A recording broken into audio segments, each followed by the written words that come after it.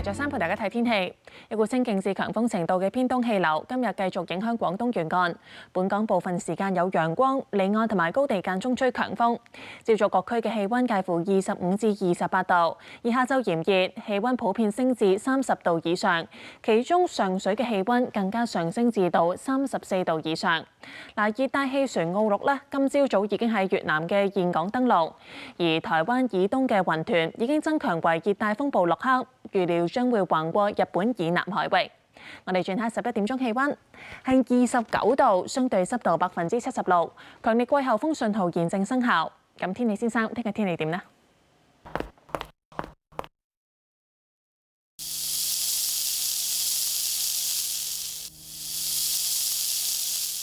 大致多雲，有幾陣驟雨，日間短暫時間有陽光，氣温介乎27至31度。而隨後2、3日短暫時間有陽光，亦都有幾陣嘅驟雨。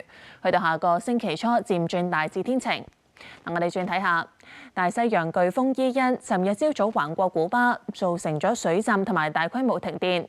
伊恩進入墨西哥灣之後，逐步增強為4級颶風，對美國佛羅里達州構成威脅。政府就宣布進入緊急狀態。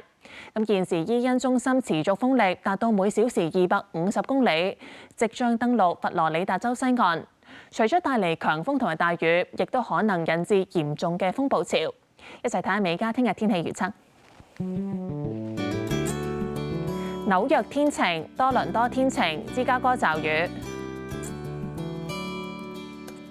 溫哥華驟雨，三藩市天晴，洛杉磯天晴。返嚟亞洲，廣州多雲，澳門驟雨。廈門天晴，台北天晴。上海多雲，北京天晴。瀋陽天晴，首爾多雲。大阪多雲，東京多雲。曼谷雷暴。吉隆坡雷暴，新加坡雷暴。雅加達多雲。胡志明市落雨，馬尼拉落雨。墨爾本多雲，悉尼驟雨，布里斯班明朗。惠靈頓大風，奧克蘭驟雨。孟買落雨，新德里明朗，卡拉奇明朗。羅馬落雨，蘇黎世落雨，巴黎驟雨，法蘭克福驟雨，倫敦明朗，阿姆斯特丹雷暴。天氣講到呢度，各位晚安。